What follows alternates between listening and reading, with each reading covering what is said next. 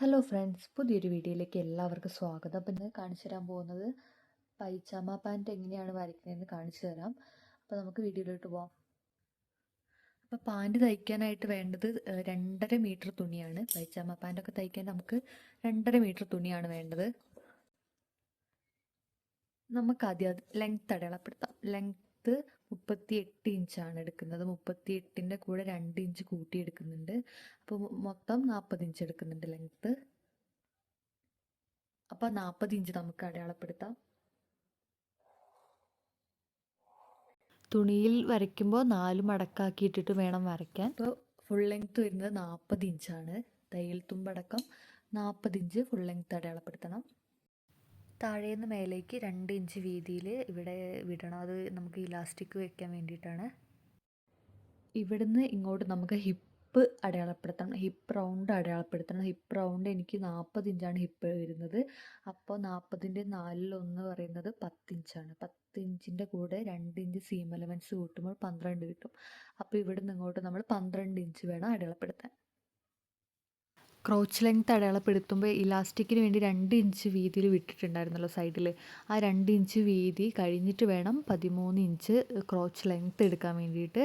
എപ്പോഴും അങ്ങനെ തന്നെ എടുക്കണം. ക്രോച്ച് ലെങ്ത്ത് എന്ന് പറയുന്നത് ഈ ഹിപ്പ് തന്നെയാണ്. ക്രോച്ച് ലെങ്ത്ത് നമുക്കിവിടെ ഹിപ്പ് ലെങ്ത്ത് 12 ആണല്ലോ കിട്ടിയത്.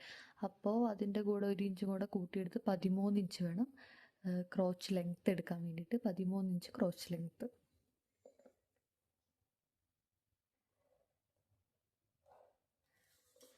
ഇവിടുന്ന് ഇങ്ങോട്ട് 13 ഇഞ്ച്. ഇനി ഇവിടുന്ന് ഇങ്ങോട്ട് നമുക്കൊരു 3 അല്ലെങ്കിൽ 2 എടുക്കാം. ഞാനിവിടെ ഒരു 3 ഇഞ്ചാണ് എടുക്കുന്നത്.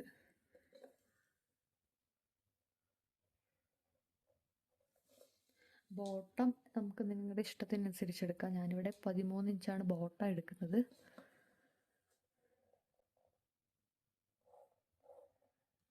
എന്നിട്ട് ഇവിടുന്ന് ഇങ്ങോട്ട് യോജിപ്പിച്ച് വരയ്ക്കാം.